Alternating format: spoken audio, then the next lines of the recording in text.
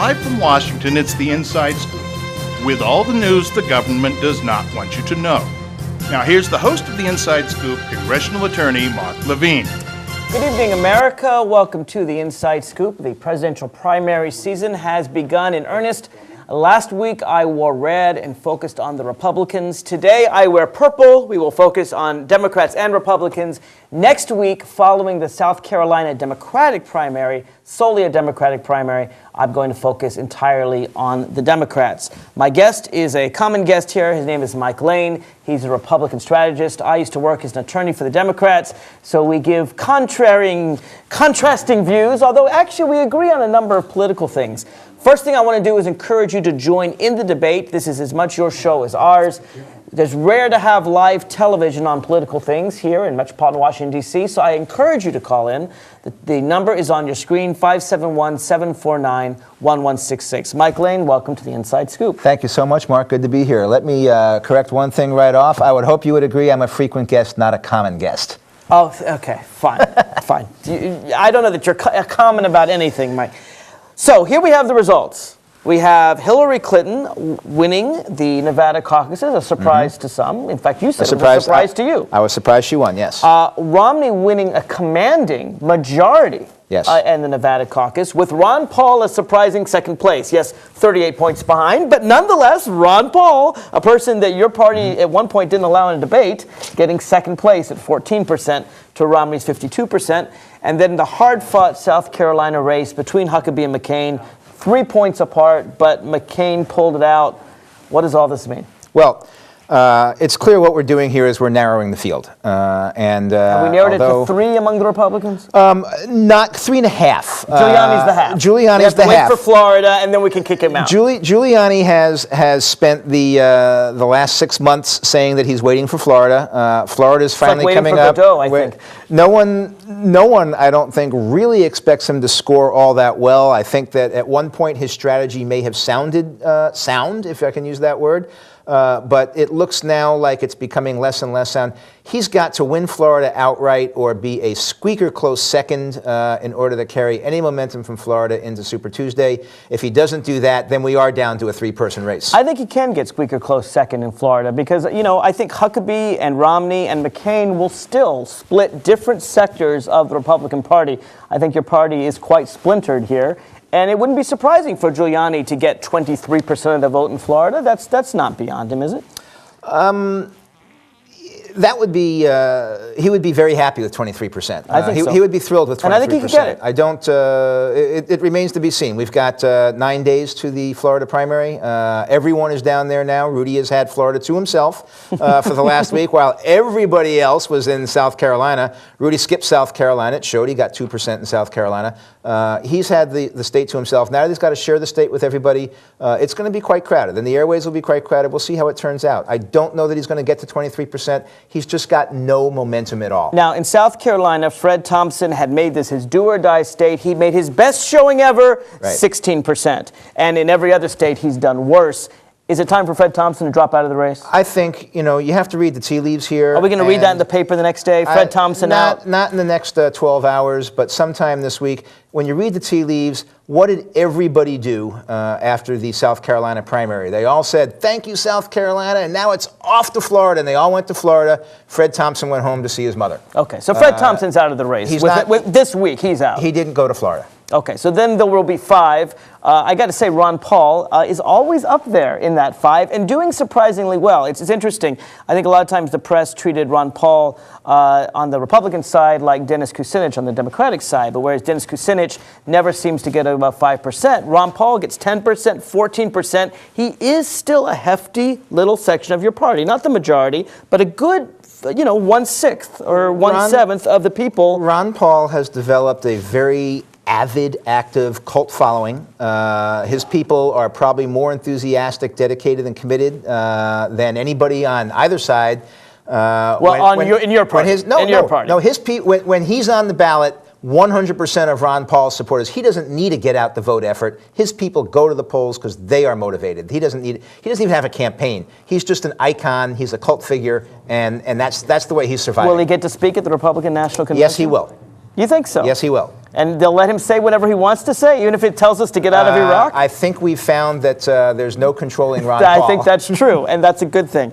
So here we are now. It seems that Thompson, one thing he did do before and I agree with you, I think he's going to leave the race this week. One thing he did do is he really hurt Mike Huckabee. If Thompson hadn't been in the race, I think Huckabee would have taken it, because if you look at the polls, you see that Republicans, McCain lost in South Carolina. Conservatives, McCain lost in South Carolina. What he won was, he got close in Republicans and conservatives, but he won overwhelmingly independents and moderates. And I didn't even think those were allowed to vote in South Carolina, but according to the Washington Post, some 20% were independents.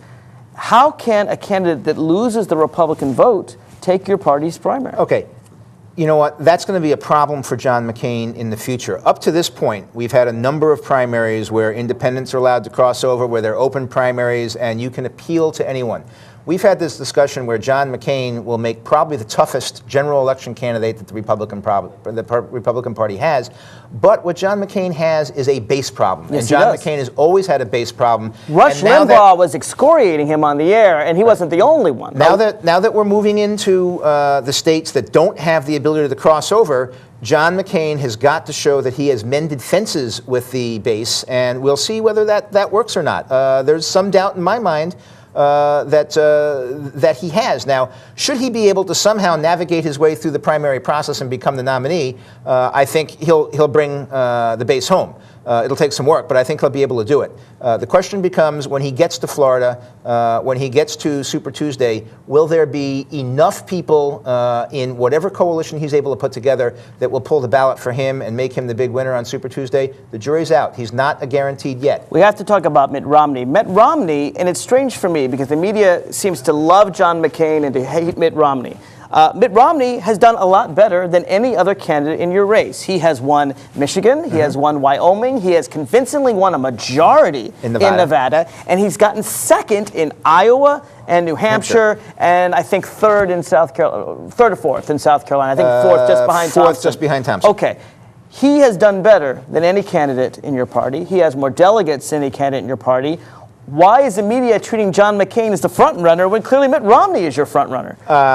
John McCain knows how to work the press. Right. But they love him, don't they? The press has had a love affair with John McCain for a long time. Now, they'll turn on him if he gets the nomination, but they like him. I don't think so. I think he gets a lot of free and easy publicity. Mitt Romney, the press does not like. Mitt Romney is the guy who's going after the votes, and he's going after the votes with the money and with the machine, the organization, and he's not going after it with the press. He's happy to suffer through the fact that the Washington Post and the New York Times and the Boston Globe don't like him. It's not just that. Doesn't bother him at all. It's not just that. It's CNN. It's right. Well, CNN doesn't like any Republicans. No, true. But no, that's not true. They love John McCain.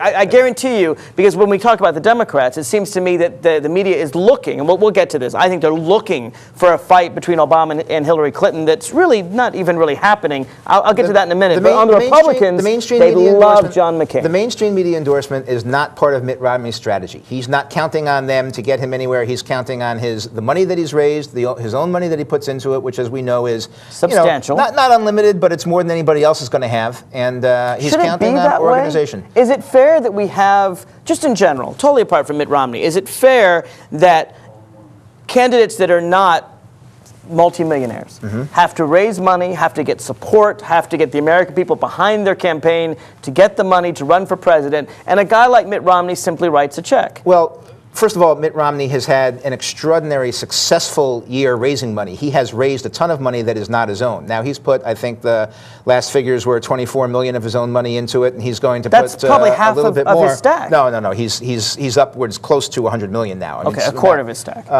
And he has the ability to put more in. There's this pesky little thing called the First Amendment. I just don't know how you're going to tell somebody that they can't put their own money into a campaign, that's theirs. Is it better to put your own money into it, or is it better to be beholden to special interest groups who are giving you the money? I think it's a pesky little thing called democracy, and I would say that we don't have the candidate put their money in, and we don't have special interests do it. We do something that they've done in Europe for 50 years now, Mike. It's called public financing, and here's my proposal. All right. Instead of having because you could argue, well, but how much does the government give? Does it give equally to the Green Party, to the Libertarian Party? Party to the American Nazi Party. I mean, here's an easy answer. The government gives every American voter, every American citizen, a number. Let's say $50. Okay? And that citizen can direct they can't keep the money.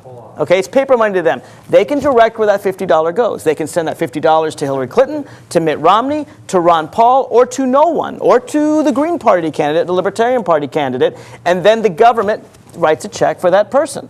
By doing that, the American people get to decide who's popular, who's not popular, get to decide where money goes and where money doesn't go, and the candidates themselves don't get a step up just because they're rich, like Mitt Romney. Okay, well, the Supreme Court has decided that that's not a viable thing. They've Well, already we haven't tried this. They haven't tried the Mark Levine plan. Well, they haven't tried the Mark Levine plan, but what the Supreme Court has said is that, spending on political campaigns is a free speech issue. But there's an easy way out of it. Here's what you do. You amend the Constitution? No. You don't need to amend the Constitution. Spoken like a true Democrat. You don't need to amend the Constitution. Hey, you know me. I got my Constitution in my pocket, Mike. All right. I think it's pretty good as it is. No. Here's what you do. You make the money enough. Let's say it's $100 per American citizen. We don't even need that much. Let's see. There's 200 and... Let's take 10. Whatever you want to do. Even if it's 10, that's 300 million Americans, maybe half don't participate. It's enough money at $1.5 billion. It's enough money to go around that you say to the candidate that you can't spend your own money if you accept the public funds. Now, if you refuse the public funds, which is your right, you can spend whatever you want. But if the public funding gets a candidate $300 million, and Mitt Romney can only afford to put in $24 million, guess what? They're going to go for the public financing. We do no harm to the First Amendment, but we protect equal votes, which to me is all what America is about. Not $1, one vote, one person, one vote. Well, the Constitution guarantees one person, one vote. It does not guarantee everybody will get a $50 or a $25 check from the government to give to the candidate of their choice. The difficulty with what you've done is both parties have eschewed public financing. Only because it's too low. None of the well, because they didn't used to. Because the American people have the ability to voluntarily hit that $3 check off on their thing. Yeah, but the American people don't know what it means. The American people don't know what that check off. They don't know what it means. Years, Mark. Of course they know what it means. Our listeners, I guarantee you, people think they're paying $3 extra in taxes. They don't. And folks, when you hit the checkoff box, which I support, you do not pay a penny extra in tax. All it does is it puts the money in the hands of the government and of you and of the candidates rather than of rich people. And so I support checking off that box. I appreciate the compliment very much, but the fact of the matter is, it says right on the tax form, this will not increase your taxes. But people don't understand that. And if people don't understand that, then we have a real problem with public education. Well, on there we both agree. Before we close off on the Republicans, we got to talk about Mike Huckabee. He seems to me to be getting a bit of a pass as well. I think John McCain gets a huge pass from the media. But here you have Huckabee, who at one time advocated quarantining everyone who's HIV positive, who believes that evolution never happened, a man who has just talked about amending the Constitution to reflect God's will. I don't know if you heard him say that. I heard the speech. Don't you think he's getting a pass from the media? You know what? Mike Huckabee's balloon is deflating. He's had his 15 minutes of fame. He did very well in Iowa, and he hasn't done very well since. South Carolina was his one chance to break out and show he could do it again. He came in second place. Where else does Mike Huckabee go? There's no other state where he's going to play. He's going downhill. You think he's gone. Folks, join in the conversation. 571-749-1166. If you're outside the calling area, toll free, 888-488-MARK, 888-488-6275. We'll be right back with the Democrats after this. Jumping on it. Mommy's gun fell on the floor. I was a cowboy. In fact, bang, bang, bang, bang. You're muted. Okay. I said, Jenny, wake up, wake up. It's just pretend. I can talk loud. A lot of people. But she wouldn't wake up. Very excited about someone as charismatic and as good on the campaign trail as Huckabee, being seriously considered. If you give me a fish. If you give someone a fish, you feed them for a day. Teach someone to fish. You feed them for a lifetime. Give me a fish, and you'll feed me for a day. Teach me to fish, and you'll feed me for a lifetime. Through Volunteers of America, you can help change lives in your community.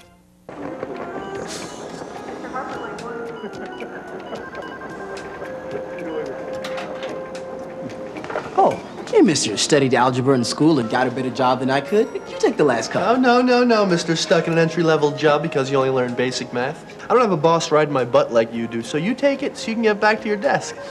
You know, I probably should, but maybe Miss AP Calculus with the $200 haircut in the big office upstairs would like a cup. Oh, no, mister. What was your name again? Never mind, it doesn't matter. I'm too busy doing important things to care. I just came down for some sweet and start. You know, if my limited math abilities weren't keeping me from getting a better job, I'd quit this afternoon. I don't blame you. But thank goodness you're stuck here because we really need someone to make the coffee.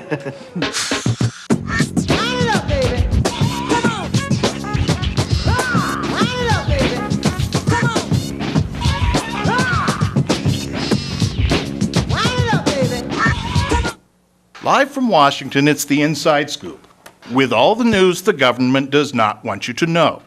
Now, here's the host of the Inside Scoop, congressional attorney Mark Levine. Welcome back to the Inside Scoop. We're discussing the election returns with my guest, Mike Lane, Republican strategist. We will get on to the Democrats this segment and also encourage you to call in and let us know why you support the candidate you support. And if you're undecided, I want to hear that too. The number's on your screen, 571-749-1166 or toll free 888-488-MARK, 888-488-6275. Before we get to the Democrats, though, Mike, I want to show, if I can, I'm not sure this is going to work, but let's see if we can show the clip of Huckabee when he talks about amending the United States Constitution. It is good. Let's talking about God and the Constitution, Mika. Good. I look Governor Mike Huckabee yesterday. Here we go. I have opponents in this race who do not want to change the Constitution. But I believe it's a lot easier to change the Constitution than it would be to change the Word of the living God. And that's what we need to do, is to amend the Constitution so it's in God's standards rather than try to change God's standards so it lines up with some contemporary view of how we treat each other and how we treat the family. Okay, he doesn't want to amend God's law to fit the Constitution. He wants to amend the Constitution to reflect God's law rather than contemporary standards. You know, Osama bin Laden couldn't have said it better. Amend to fit the Quran, right? I mean, this is theocracy, pure and simple. Let's put this in a bigger context and let the audience know what he was talking about, and then I'll tell you why he's out of it. He was talking, if you watch the whole speech, about only two issues. He wasn't talking about creating a theocracy. He was talking about two mainstream issues where there's a lot of legitimate... prayer in schools. No, it was abortion and gay marriage was what he's talking about. Okay. Abortion and gay marriage, where there's been a lot of mainstream discussion as to whether or not we need to amend the Constitution to make this happen. If that kind of argument is not going to play into a win in South Carolina in a Republican primary, it's not going to play any place. Not only is Governor Huckabee, as I said before the break, the air's coming out of his balloon. Not only is he receding now as a major threat as a presidential candidate, but I think with that single quote, he has taken himself out of the run for the vice presidential stakes. He won't even be considered on anybody's ticket for the number 2 spot as a result of that quote. Well, I think this represents a large portion of your party. What's interesting to me he got 30%. That's not in South Carolina. If you can't win as an evangelical, if you can't win in South Carolina on that kind of thing, you ain't going to win nowhere. He was 3 points out of first, and if Fred Thompson hadn't been in the race, he would have won. I'll bet you Mike Huckabee on Super Tuesday wins a number of southern states, Alabama and Georgia. I'm trying to think what other. Tennessee is also a Super Tuesday. I don't think Tennessee is Huckabee country. We'll see. Alabama. We'll see. I don't know specifically what's happening in that state, but Huckabee is fading. He's just he had his run in Iowa. So you think it's a Romney-McCain race? Again, the half a prayer for Giuliani, which is probably not going to work, but I do think it's come down to a Romney-McCain race at this point, yes. I have to tell you, I think a lot of more mainstream Republicans, moderate Republicans, are hoping for that, but I think they discount Mike Huckabee, and we'll see. I know Democrats, frankly, and we're going to move on to the Democrats now, who are so unsure between Obama and Hillary Clinton, that they're saying, well, I don't care who wins. I like both of them. We like our choices. I'll just go in the Republican primary and I'll pull the lever for Mike Huckabee. We'll see if that happens. As you know, Virginia has an open primary law. If they want to do that, they want to do that, they have the right to do that. Right. Let's move on to the Democrats, because it's fascinating to me, the differences. In the Republican primary, there are real strong differences of opinion. John McCain has very different views on the issues from Mike Huckabee, who's very different from Mitt Romney. They're all different from Fred Thompson. They're all different from Ron Paul and Giuliani. Each one of them has very distinct, differing views. And it's a fight, as Fred Thompson said, over the heart and soul of the Republican Party. In the Democratic Party, if you look at Hillary Clinton, if you look at Barack Obama, even if you look at John Edwards, it's hard to tell the difference. And I'm a Democrat. I would venture to say that on 90 to 95% of the issues, they agree. They all support universal health care. They all don't think we can do it right away like Dennis Kucinich does, but they can take steps toward it. They all want to bring troops home from Iraq. They all want to do something because they all believe, unlike the Republicans, our economy is in a recession or heading toward a recession. They all think there's something that we can do to head off a recession rather than the Republicans who think, whatever, let the people suffer. We got to bail out the super rich. The Democrats, the differences are stylistic. The differences are the words they use, questions of experience and change, and lots of idealism, which I'm not discounting, and we're going to get to that. But on the issues, I think you'd agree with me, they're largely identical.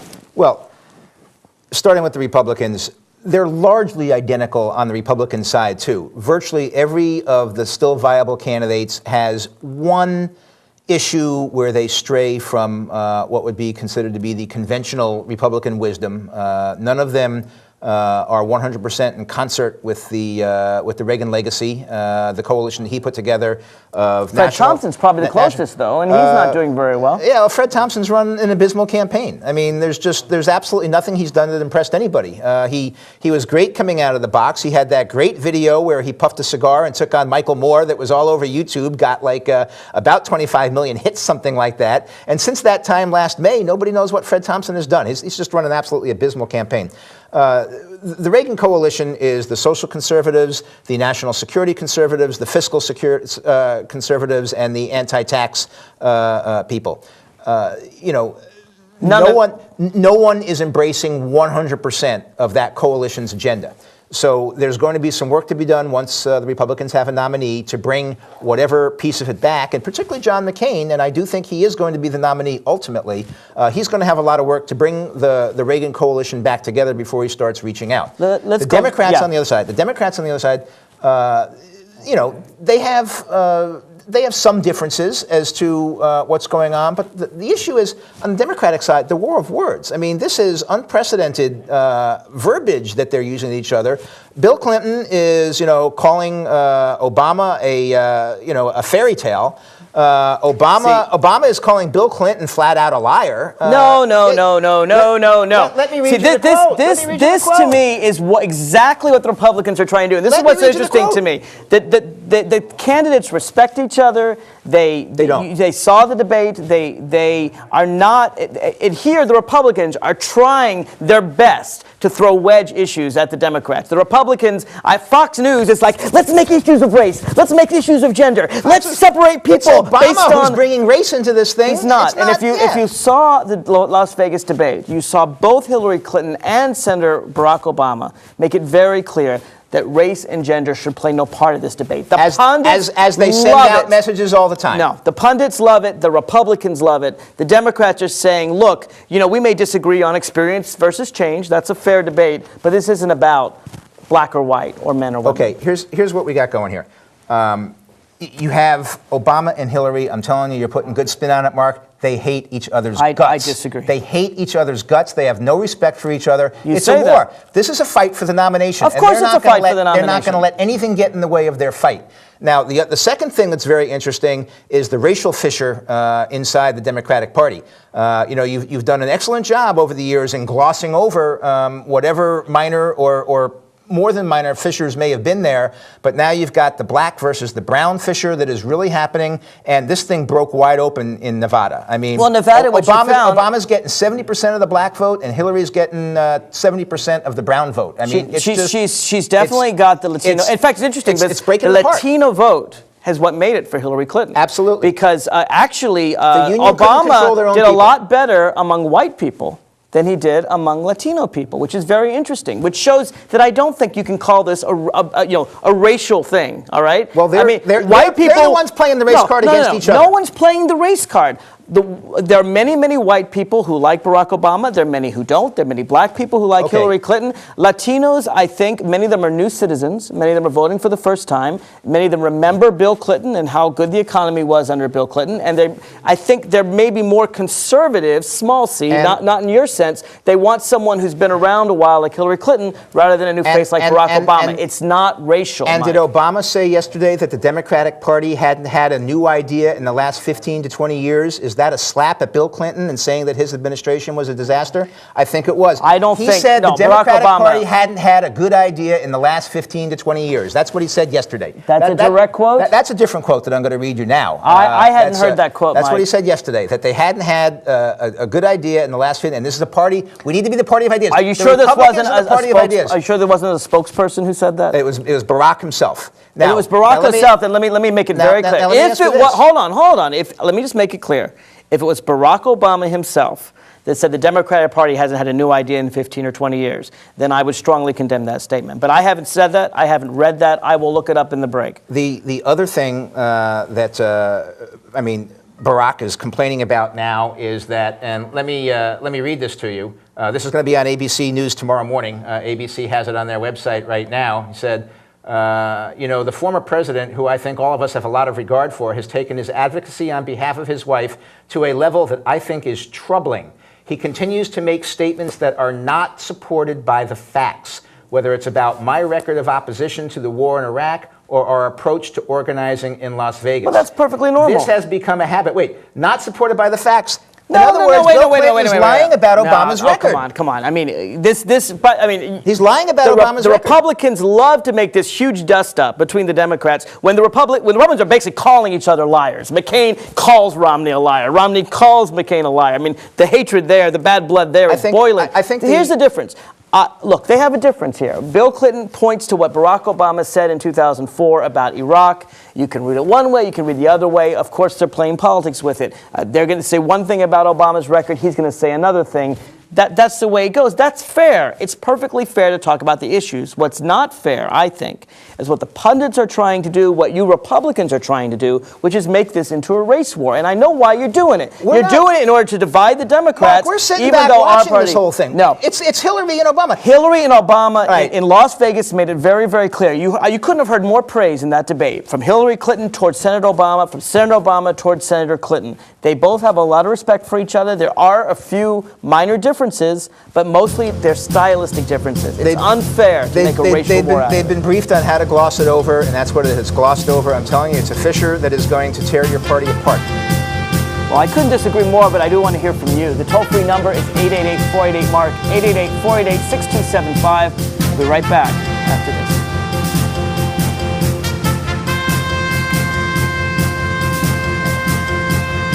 Some people in Fairfax County don't know what public access means. Some think it's just another channel on the dial. But it's much more than that. It's the voice of the people. People like you. Your neighbors, your friends, or your family. People who want to share ideas, opinions, cultures, lifestyles, art, sports, music, events, entertainment, history, science, beliefs. People who want to learn about television, producing, directing, cameras, audio, lighting, editing, or radio, talk, music. Whatever you think people should hear. Public access is the place where everyone has a voice. And it's the place where that voice gets heard. A place where you can create your own form of personal expression. So what do you want to say? Whatever it is, you can say it here. Because we're public access. For the people. By the people. It is about balancing our choices between the gray of the concrete jungle and the stunning beauty of the real one, between a stoic facade of granite and the fury of the canyon. It's why there's EarthShare, the simple way to find balance. EarthShare is the workplace giving program bringing the leading environmental groups under one umbrella. Support EarthShare, support them all. EarthShare. Please ask your employer about workplace giving. To learn more, visit our website.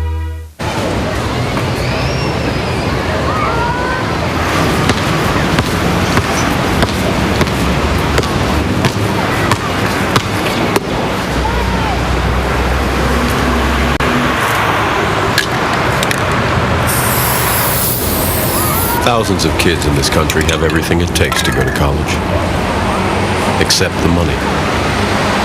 The United Negro College Fund. A mind is a terrible thing to waste.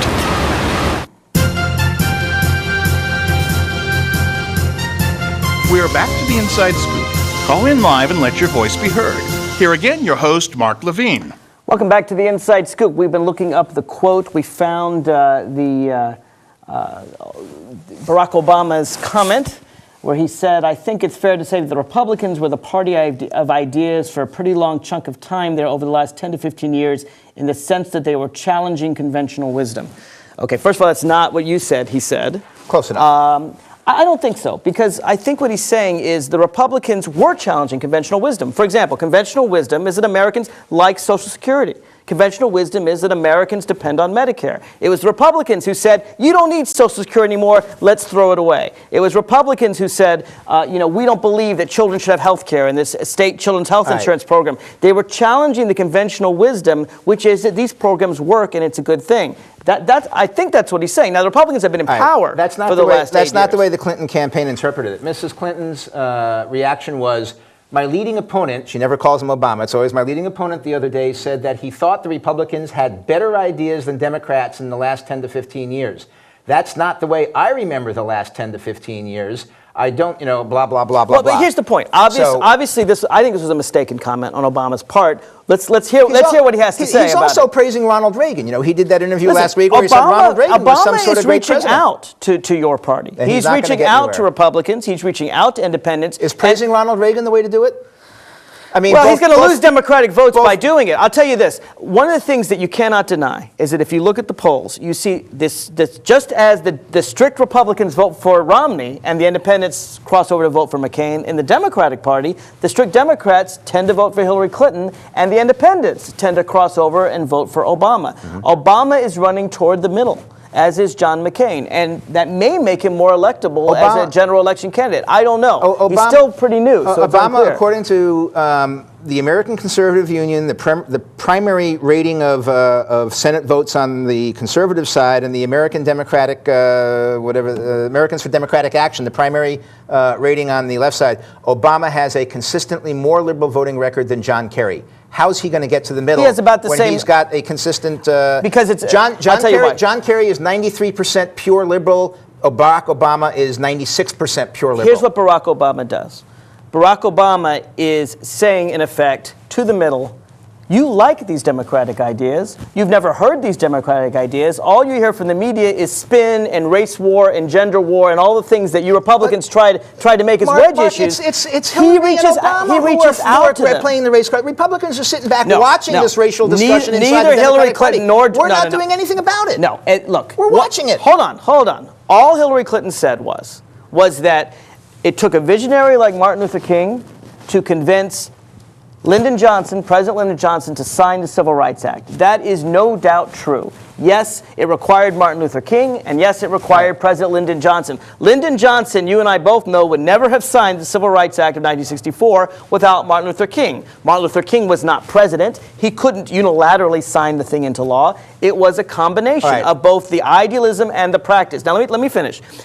There were people in Obama's campaign that tried to make an issue of that. Okay, Obama has distanced himself from them. Hillary Clinton has distanced herself from the people who've attacked Obama. Both of them are trying to run a positive campaign, even though the media and the Republican Party is salivating, trying to make these two fight. You hear, will there be a fight? Will there be a fight? I watched the entire Las Vegas Democratic debate, and I couldn't have seen a friendlier group between the three people sitting there, Obama, Clinton, and Edwards. The media and the Republican Party had tried to create a conflict. Really, of course there are differences. That's what a primary is all about, but basically they agree about what's best for this country. Okay, I'm not going to criticize Senator Clinton's quote on President Johnson. I think it's no doubt correct. Nor will I quibble with your assessment as to how Johnson was brought to the table and make this whole thing work. I think essentially you have it accurate. I think Martin Luther King was a strong moral force in that whole thing and deserves, in history,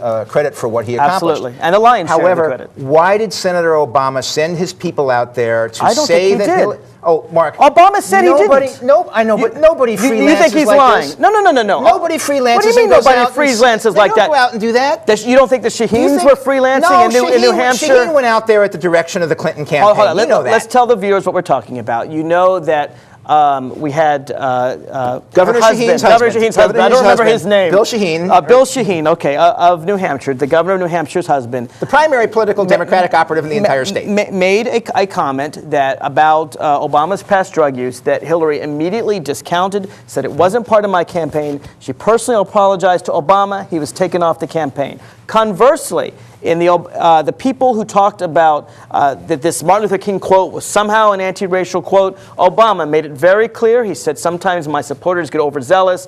I'm not about that. I firmly discount that. What you're trying to do is taking a couple overzealous reporters, a lot of overzealous reporters, and a couple overzealous supporters on each side, and to make it in some huge issue. The candidates are not doing this. They both recognize it's bad for the party, it's bad for the nation. The media loves it. They want a race war really badly. They're the ones who are like, look at all the women voting for Hillary Clinton. Yes, more women than men vote for Hillary Clinton, but the gender gap is, 10%, 20%? I mean, the point is that for 90% of men and women, they're voting on who they think is best. Yes, more women vote for Hillary Clinton. Right. The media loves to look at these small differences. I'm with you on the 90%. Focus on I'm with you on the 90% mark, but the election's won on that 10% margin, and that's fine. What they're fighting. And that's fine. Listen, Hillary Clinton's candidacy excites a lot of women. That's understandable. Barack Obama's candidacy excites a lot of African Americans. That's understandable. Me, an undecided Democrat, I want to make sure we all get excited about the Democratic nominee come this fall. And I do fear that some of this is, and I really think it's borne mostly by Republicans in the media. It's not in the Democratic Party, but they're designed to tear us apart. And I have to say I was very, very impressed with all three candidates, with Obama, with Clinton, and with Edwards, at that Las Vegas debate, making clear you should not decide based on race or gender. You should decide based on the people and the issues. They did a wonderful job glossing over their personal animosity to each other. It was then you're just assuming that. When have you ever heard one say they dislike the other? You got to look at President Clinton when he's out there. I mean, look at all these things. He is an He wants his wife man. He wants his wife to win. What's wrong with that? It's his demeanor. He's he's angry at the press. He's not angry at Obama. Let's be clear who he's angry at. He's angry at Obama. No, he's angry at the press because he thinks the press has been unfair. And I have to agree with Bill Clinton on this. Just as the press, I think, has given John McCain a huge pass, while at the same time they've attacked Mitt Romney, not unfairly. I think Mitt Romney deserves to be attacked in a lot of ways. I just think they're only attacking him and they're not attacking John McCain, who after all has flip-flopped from calling evangelicals agents of intolerance to literally hugging Jerry Falwell to death, I guess, because he grasped him so hard that basically the Democrats, the press is in a love affair with Barack Obama. And there's a lot of things to love about Barack Obama. I think he is actually a better spokesperson than Bill Clinton, who is a terrific spokesperson. When I hear his eloquence, I mean, it just, you listen to him and it's just everything he says is wonderful. I like everything he says. And yet, Barack Obama has to undergo the same pressures that Hillary Clinton does, which is why I was glad that one of them lost Iowa and one of them lost New Hampshire, because I want to see a good campaign. No one deserves it. Hillary Clinton doesn't deserve the nomination. Barack Obama doesn't deserve the nomination. I want them to fight for it. All right, so where's this going? We have South Carolina coming up for the Democrats? Barack Obama will win South Carolina. All right, and then we have Super Tuesday. Hillary Clinton, I think, is going to win the lion's share of delegates on Super Tuesday. I think it's hers to lose at this point. But, for me, as an undecided Democrat, I've got to tell you, first of all, I'm happy with either one. I really am happy with either one. I mean, I do think Barack Obama is more inspiring than Hillary Clinton. I think his oratory, I mean, he gives a speech like I haven't ever heard. To say that he's better than Bill Clinton is saying something, because he's a very, and it's powerful. And frankly, if Hillary wins, I hope she'll choose him as vice president. She'll nominee. Not a chance, but just my opinion. I think it's absolutely a chance.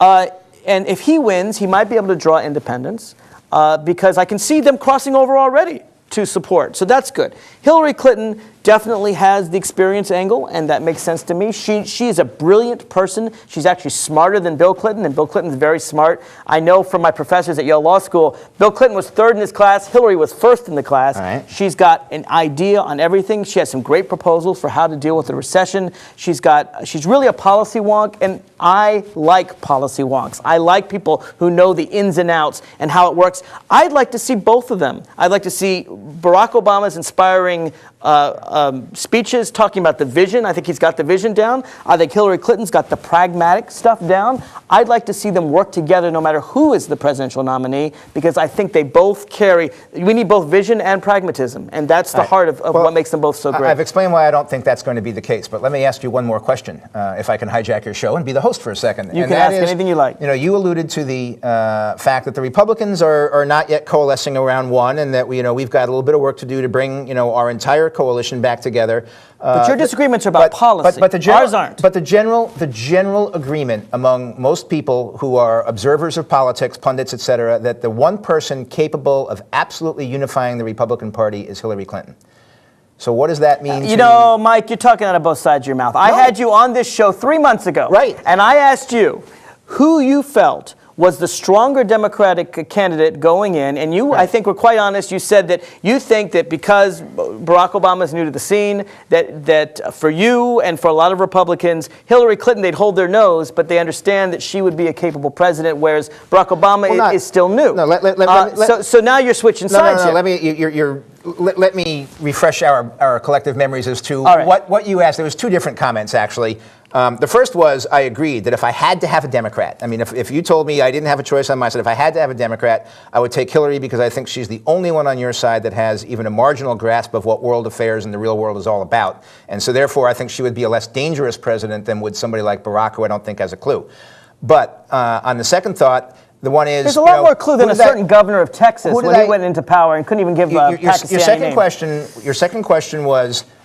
who did I think would be the most formidable candidate on your side? And I agree. 3 months ago, I did think that Hillary Clinton was going to be your most formidable candidate. Since then, we've had... changed your mind? I think Barack Obama has the ability to do what very, very few candidates do, which is to bring new people into the process, to inspire folks outside the usual coalitions, and that's a very dangerous thing. He may be the Ronald Reagan of our party. You don't know where that goes. There may be some Obama Republicans, just like there were some Reagan Democrats. People who cross over to support Obama, and not from the middle, even from Republicans, because of his inspiration, because of his vision, and then actually come around and say, hey, it's not a bad idea to keep Social Security. It's not a bad idea to have children's health care. I don't think that's what it's all about. I don't think Obama's going to get any Republican support. He's just too liberal and too inexperienced and too out of it. He's not the guy who's going to do that. He'll get a certain number of independents. Depending on who we have, we'll get our share. If we have John McCain, we'll fight over the independents. What Obama has the ability to do is, we all know turnout is usually about 50 to 55%. What Obama can do is take that 50% of the Democratic Party who stays home and maybe motivate a piece of them to come out and expand the piece of the Democratic pie. That's what I fear. If you look at turnout, whether you look at Iowa or New Hampshire, both purple states that can go either way, all right? If you look at Michigan, a traditional Democratic state, if you look at South Carolina, a traditional Republican state, what do you see?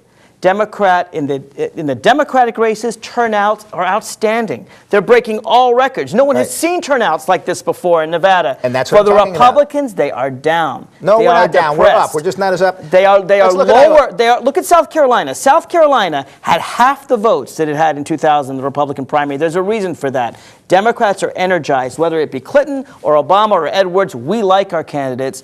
Republicans are depressed because they don't like their president or their candidate. Right off CNN talking points. We love our candidates. We're going through the process of elimination right now. We're very happy with whoever it's going to be. I can live, personally, with the exception of Governor Huckabee, I can live with any one of our people at the top of the ticket right now. And I discount Ron Paul as being an annoyance, not a real candidate. When we come back, I want to talk about a particular Republican operative who has just come out and talked about his dirty tricks, a guy by the name of Alan Raymond, who in New Hampshire went to jail for trying to manipulate an election. Is there more like him in the Republican Party? Right back after this. This is Mommy's bed. Me and Jenny were jumping on it. Mommy's gun fell on the floor. I was a cowboy. Bang, bang, bang, bang. I said, Jenny, wake up, wake up. It's just pretend. But she wouldn't wake up.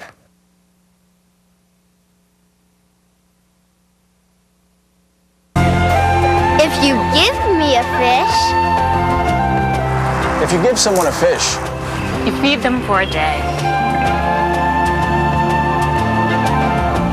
Teach someone to fish. You feed them for a lifetime. Give me a fish, and you'll feed me for a day. Teach me to fish, and you'll feed me for a lifetime. Through Volunteers of America, you can help change lives in your community.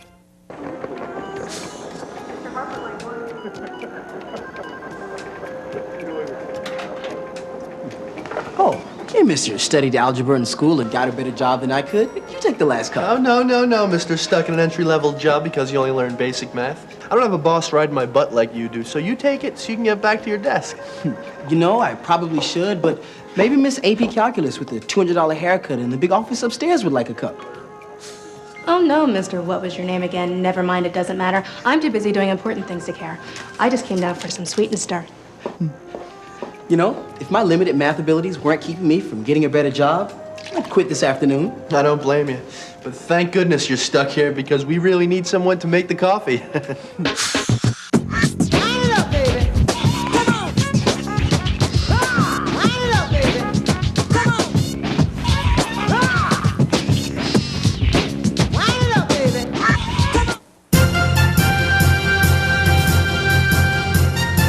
We're back to the Inside Scoop.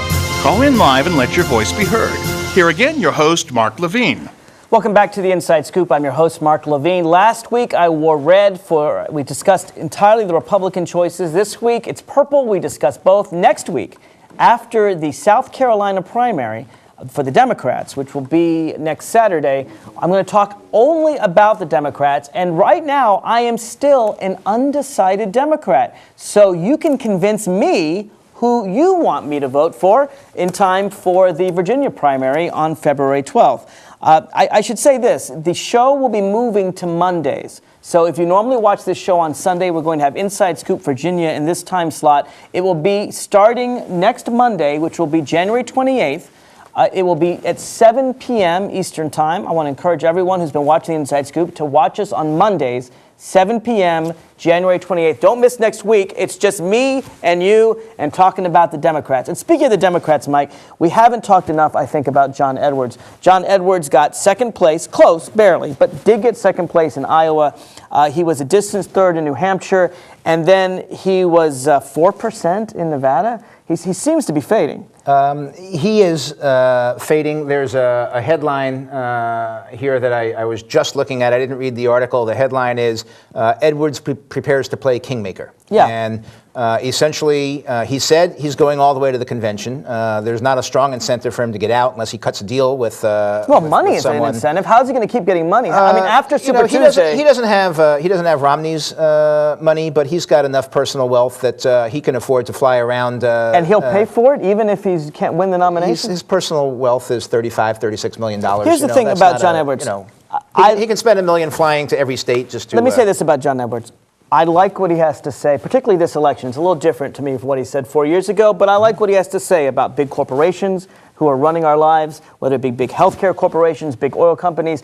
I think he's a little bit of a one-note Johnny, but I like his one note. I think it's a very powerful note, and I would note that both Obama and Clinton have taken that note and are using it themselves, and I like that. So I think John Edwards has a positive role to play in talking about the huge power of big corporations in America and how it's the government's role. They're the government's the only ones powerful enough to take on the corporations on behalf of the individual American. I like that one note. I do think, though, that his time has passed, and I hope that both Clinton and Obama take that one note and run with it. Well, unfortunately for John Edwards, he may or may not be right about the two Americas, but what we found out he is right about it. Of course he is. What we found out is that neither America likes John Edwards. No. John Edwards he's going no place. He's making strong points about poverty. I think a lot of people feel that John Edwards had his chance. It was in 2004. It's time to move on to Hillary Clinton, Barack Obama. But I think he's an important statesman in our party. I think he's saying good things.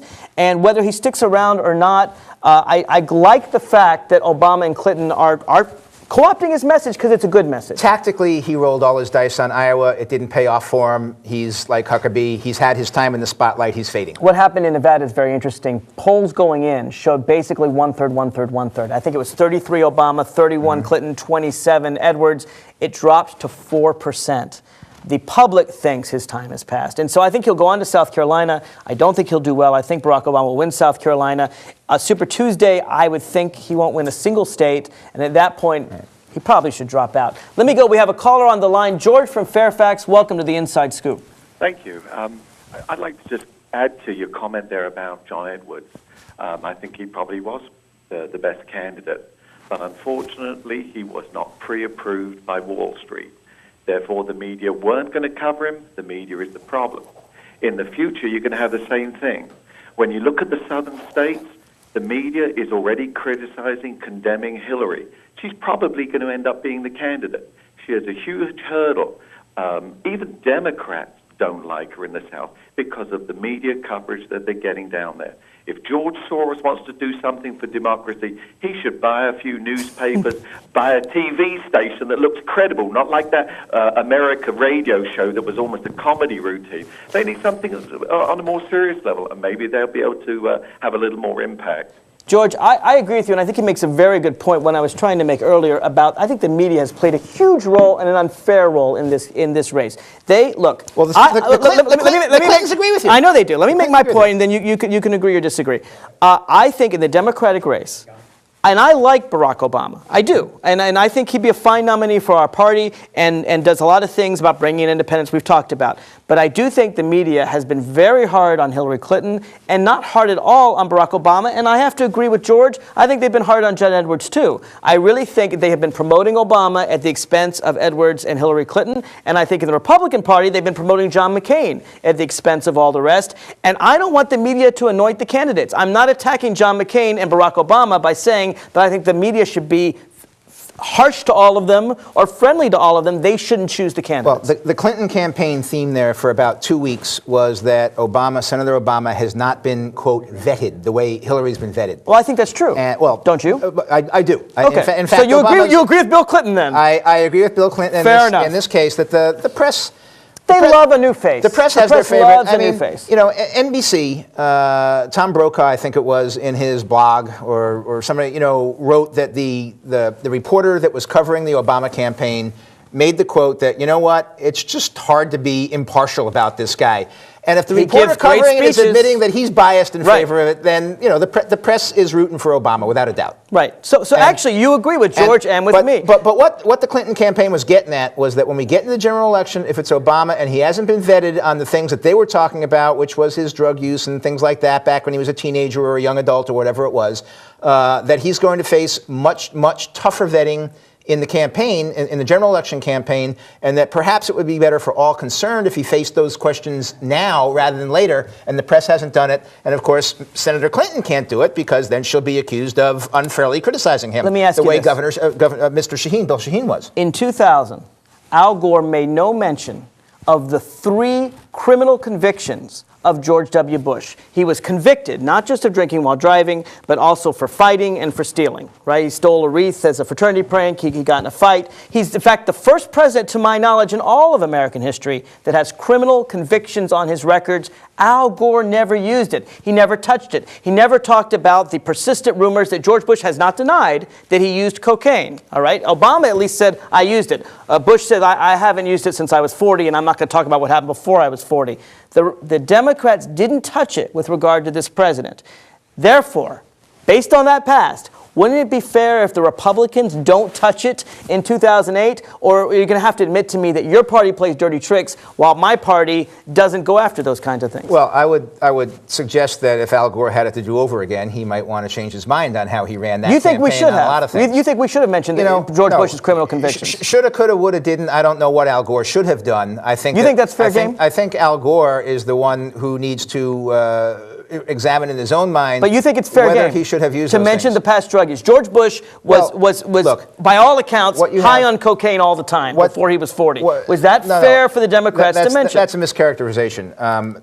There are unsubstantiated, unconfirmed rumors that he may have. He's never denied it. Right, but he's never admitted it. Obama He said, I didn't do it since I was 40. Obama has written a book and said, hey, I was a cokehead. Yeah, he didn't say he was a cokehead. He said he tried cocaine. Don't you like his honesty? Don't you respect that? I mean, here, George Bush, I didn't use it since I was 40, and I'm not going to answer any questions before I was 40. And Obama says, yeah, I used it, and I got to tell you, I learned my lesson. What happens was if you take the way Bush did it and said, I'm not going to talk about the questions before I grew up, before I became 40, and that's not relevant. I'm not going to talk about those questions. His youth when he was 38. Then the voters can make their own decisions as to whether or not that's relevant when they cast their ballot. On the other hand, when Senator Obama writes a book and talks about everything he did as a kid, and you want to give him credit for honesty, and other people say, well, gee, that was bad judgment and stuff like that, again, the voters can make up their mind as to whether or not that was, a legitimate lifestyle or not. If Obama is our nominee, is there any doubt in your mind? To his credit, he has grown out of it. Well, of course he has. Is there any doubt in your mind, if Obama is our nominee, that Republicans will do another Swift Boat type ad where they look for all the dirty laundry they can possibly throw at us and not do what Al Gore did to George Bush and say, well, I'm not going to go into that. They're going to go and they're going to do everything but call him a terrorist, isn't your party planning that right now? Mark, this campaign is going to be the roughest, most heavy contact campaign with dirty tricks on both sides that you've ever seen. We never play the dirty tricks. Oh, we'll talk about Let's that. talk about dirty tricks. Right. Because I have right here. It goes both ways, and it's going to happen. It does not go both ways. Right here, we have a very interesting article. You've read about Alan Raymond. Now, Alan Raymond, this is the style section, but it's been in the political section of the Washington Post as well.